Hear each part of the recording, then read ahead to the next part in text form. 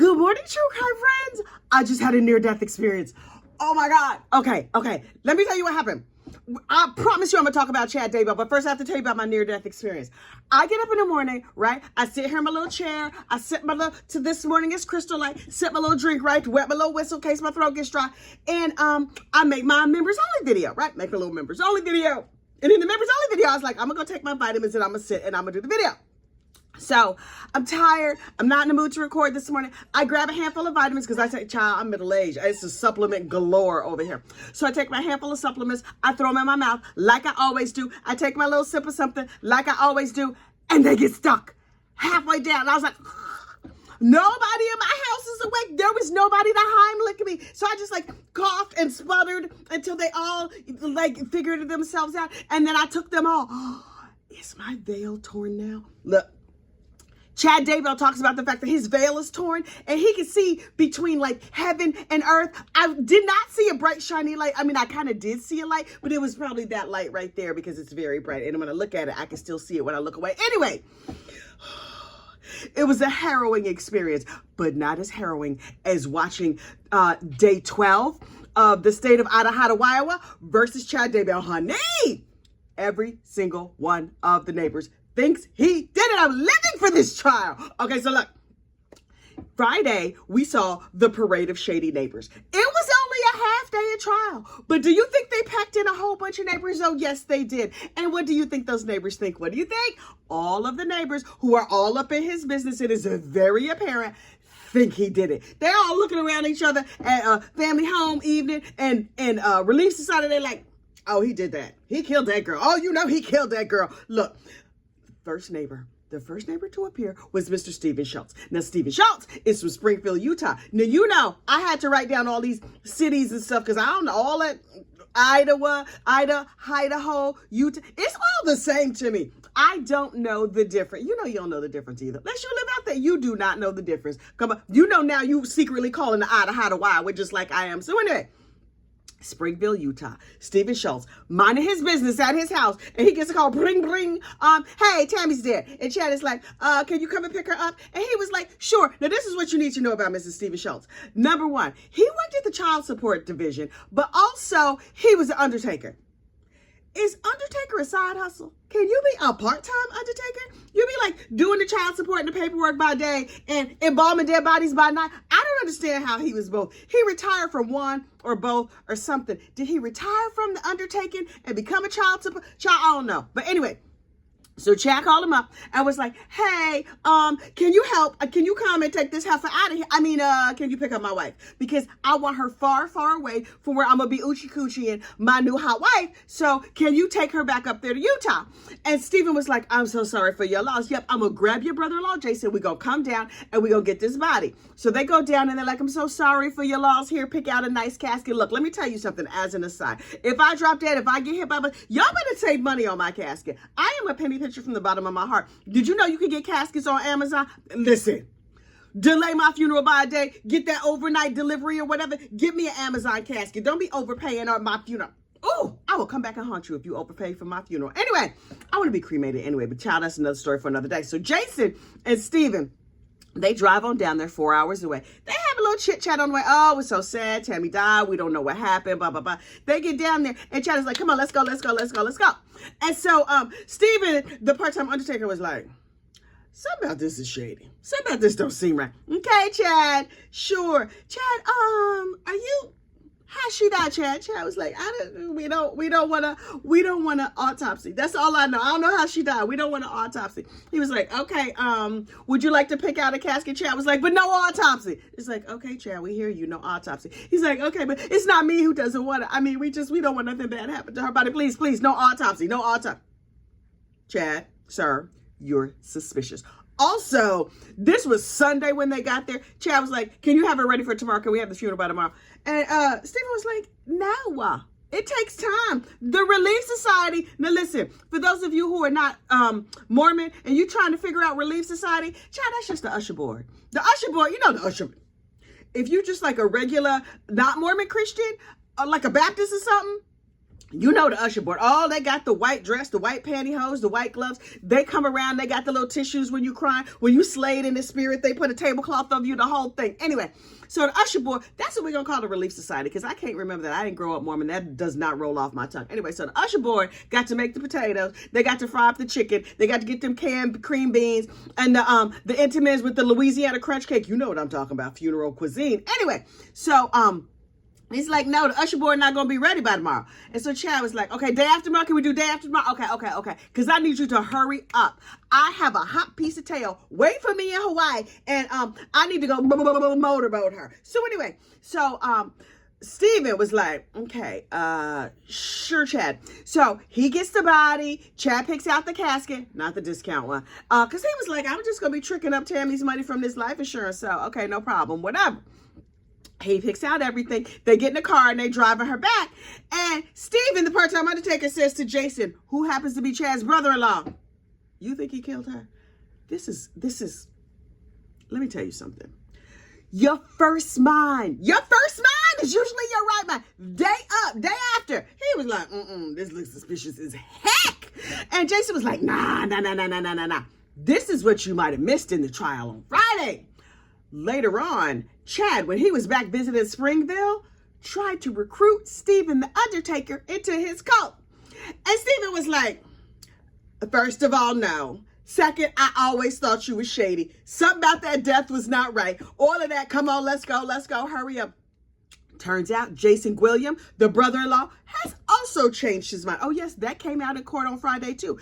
Everybody in that community was like, he did this. Now, we don't know how we feel about the death penalty, but he killed his wife. Now, what y'all decide is what y'all decide. But he killed his wife. And then up next, Ron Arnold of Salem, Idaho, the realtor. Oh, this realtor has sass. Oh, he has sass.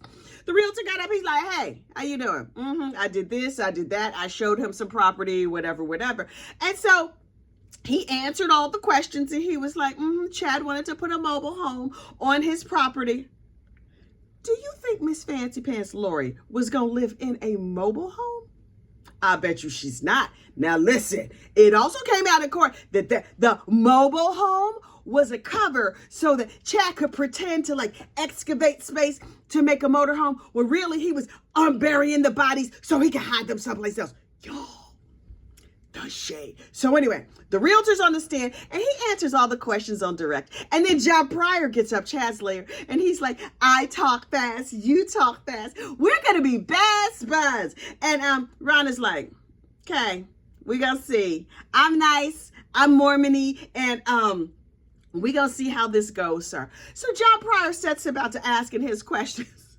And Ron was like, I don't think that question was relevant. So, Ron, sir, I don't know if you know how court works. You don't get to decide that. He's like, well, I'll answer the question, but I really do not see the relevance of it. That was the first sign that Ron was going to be trouble. Because Ron was like, he did it. I ain't got time for this mess. And so John Pryor, Chad's lawyer, keeps on asking questions. And finally he says, well, how many acres is Chad's property? And Ron was like, you own it. You should know. I was like, oh, the shade. John Pryor was like, oh, thank you for that, sir. Your Honor, can we have a sidebar? Your Honor, put him in his place. It's too much snark. Now look, everybody was laughing. Everybody was clutching their pearls and like, oh my goodness, did you see what happened?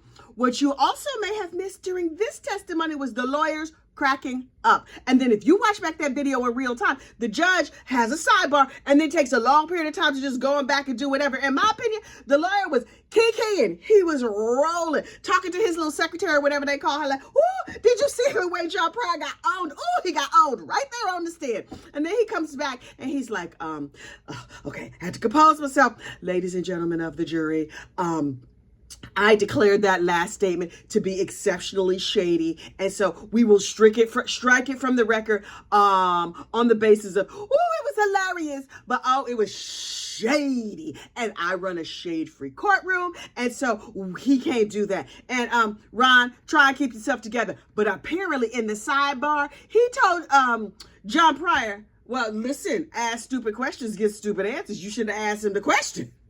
So it's like, okay. But the judge did let it be known.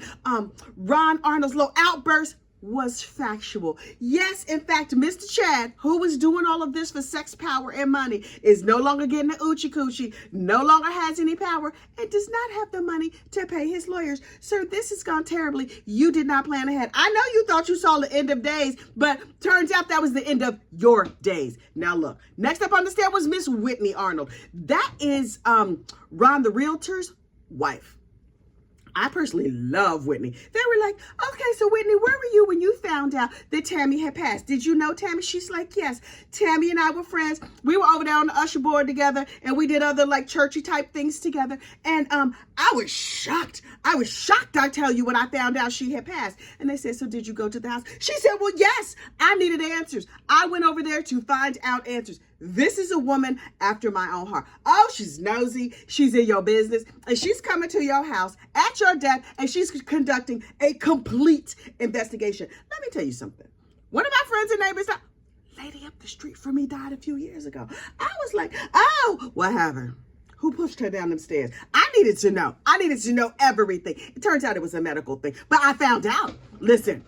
Whitney went to the house and she was like, I have questions. So she was like, oh, I'm so sorry for your loss. This is terrible. How your mama died? How your mama died? You got all the how your mama died? Because she was healthy. I just seen her last week.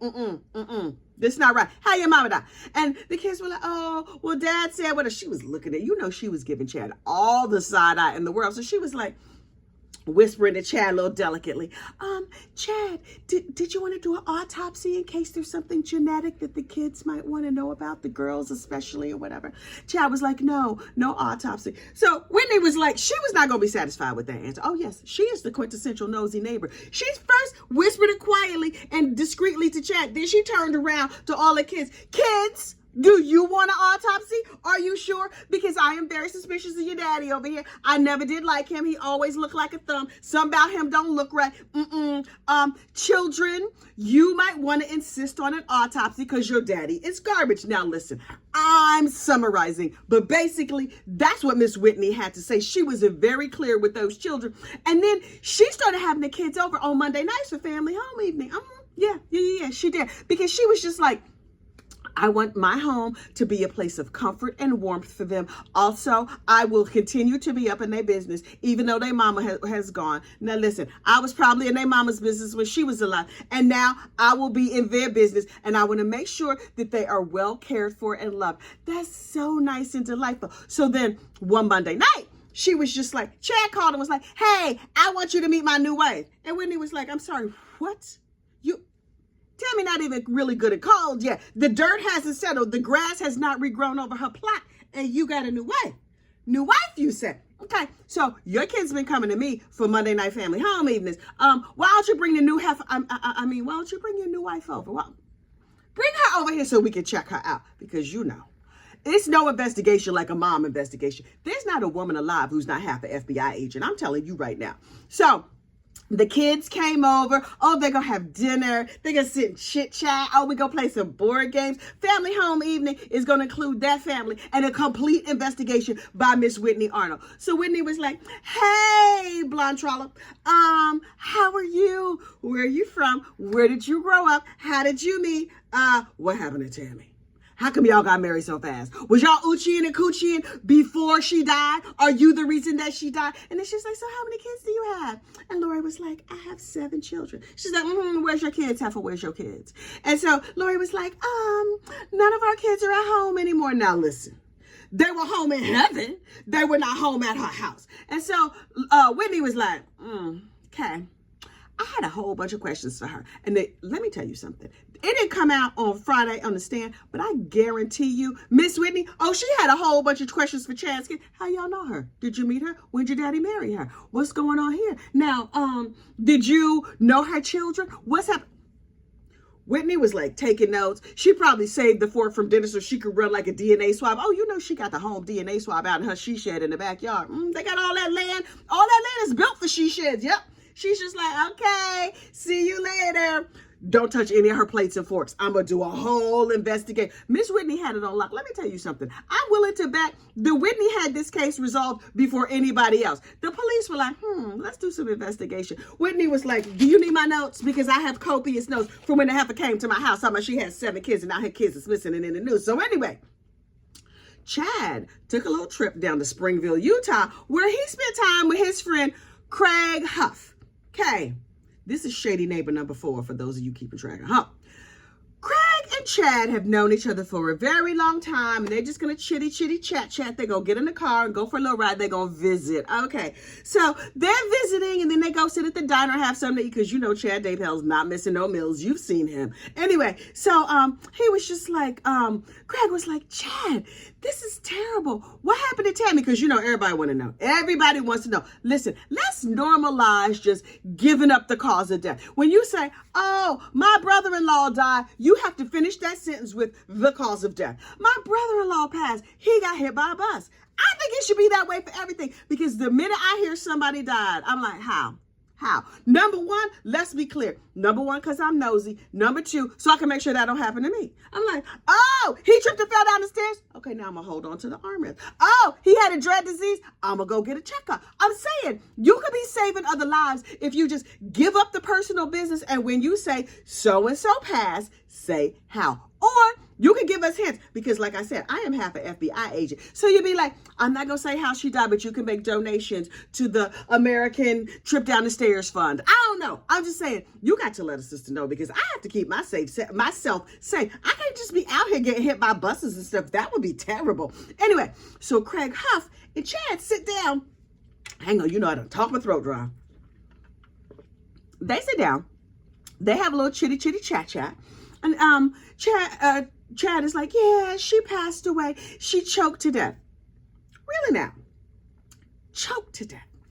First, you've told people she had an aneurysm. Then you didn't know. Then it might have been blood clots. Now the heifer done choked to death? Honestly, I think that might be the closest to right. He choked her to death. Him and Alex Cox got together and choked her to death. Now, that's not the same as choking on a chicken bone, but he make it sound like she's laying in bed dead asleep and she choked to death. On what? That pillow you shoved down her throat? Nope. So the reason that they had Craig Huff on the stand was so he could reveal 2 pieces of information. Number 1, Chad told Craig Huff that Tammy had choked to death. She ain't choked to death. Number 2, he said, you know what? It was a miracle. About a week before she passed, she gave me all the passwords. Chad, are you sure you don't mean you asked for all the passwords as you anticipated unaliving her, but we're still going to need access to like the light bill and the mortgage and the money? Huh? Because apparently Tammy paid all the bills. You want to know why Tammy paid all the bills? Because Tammy made all the money. Sarah. It was a miracle. She gave me all the passwords. Now listen, these little Mormons down here in this community, everybody was conducting an investigation. They was like, miracle, you say? Chad, that sounds suspicious as heck. And Chad and Craig had been good friends. You see, Chad had been the bishop. Now listen, the bishop apparently is like, I'm trying to translate for the non-Mormon people. The bishop is like the preacher, like the main preacher. Now, in other religions, you elect a preacher. I mean, you hire a preacher. But over there, the Mormons, you get like elected or whatever. It's a calling. And so when Craig became the bishop, he was like, I want this Chad to be my right-hand man. He's going to be my secretary. And this big old lump of nothing was just like, I will be your secretary. I'm super holy. I love a holy title. I'm going to go around doing holy things. Only the unaliving, not so holy.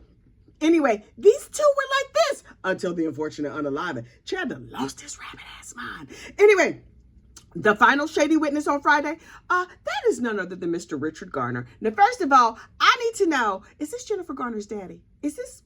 Because I don't know that many Garners, but I wonder if this is Jennifer Garner's daddy. He be on them commercials, Capital One. Anyway, so Richard Garner, the principal, so sweet, so lovely. Not sure if he's Mormon or not. Anyway, I think he is. I'm not sure though. Anyway, so he was just like, we love Tammy. Everybody at the school loved Tammy. We have a teeny little school, and it was only Tammy's second year there. She was pitching in. She was doing everything. Tammy was doing the most. She was helping all the kids. I already told you about the Dewey Decimal System. She was helping with the computer lab and everything. So when she passed, they were just like, everybody's going to want to go to the funeral. When is the funeral? And Chad is like, it's tomorrow. And I was like, wait, what?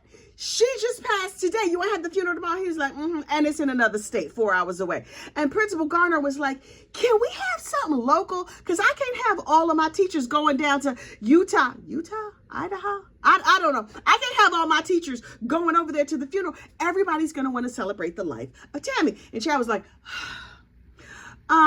Principal Garner, if you saw the hot piece of tail I had wait for me in Hawaii, you would not be asking me these questions. I'm telling you, sir, her lady lumps are everything. I really, really need to get to Hawaii so I can go Uchi her coochie. And the principal was like, right. Remember that lady you was married to for 28 years though? We want to honor her life. And Chad was like, ugh, if you must. Okay, fine. Here's her name and here's her date of birth. What else you need from me? And then he proceeded to have zero input on the memorial service that they held for his beloved wife of 28 years, Tammy. How you married to this lady for 28 years? The school wants to do something nice for her, and you not into it? Your kids worked at that school. Emma's a 3rd grade teacher. Garth, or one of them other kids, child, I can't keep track of all them names. One of the other kids was a substitute teacher. Everybody knew Tammy. Everybody loved Tammy. Also, this memorial service is an opportunity for them to all get together and compare notes and discuss how they believe that Chad probably, unfortunately, unalived his dear wife. But he had zero input. The school, the teachers, her Zumba teacher, everybody had to put all the information together because Chad was like, her. In the batter circle, I have a lady in a turquoise bikini, and I'm gonna need y'all to chop, hurry up. So they went ahead and had the memorial service, and then the court day wrapped. But I'm just like, let's be clear. To recap, 5 neighbors showed up on Friday. 5 to 100,000 neighbors think he's guilty. Here's the last other little thing. Whenever you see one of these cases, any case that's been done anywhere, there's always somebody who's on the side of the accused, right? There's always somebody who's like, I don't think Brian Kohlberger did it. I think that dude who unalived his wife's boyfriend in Michigan, Wisconsin, child and word sick. It's all out of how to wild with me. Anyway, what is that boy's name? I forget that dude's name. Zach something. He killed his wife's boyfriend. Everybody know he killed that girl. Everybody is just like, I don't think he did. I don't think he did it. Who thinks Chad didn't do it? Okay, if you're Team Chad, can you please raise your hand? Put it down in my comments, hashtag Team Chad. Because I don't think anybody is Team Chad. Everybody knows he did it. We seen your hot murderous wife, and you know why she's not hot to me? Because she's a murderer. I don't think murder is hot, but maybe that's just me. She's also crazy. But anyway, nobody's Team Chad. I am Team You. Drop some brown hearts down in the comments as your little way to say, hello, I was here. Like this video. Subscribe to the channel. Tomorrow we will cover day 13 of the trial of the state of Idaho versus Chad Daybell and all his thumminess. Oh, I can't stand him. He looked like a thumb. All right. Y'all have a great true crime day, and I will see you later. Bye.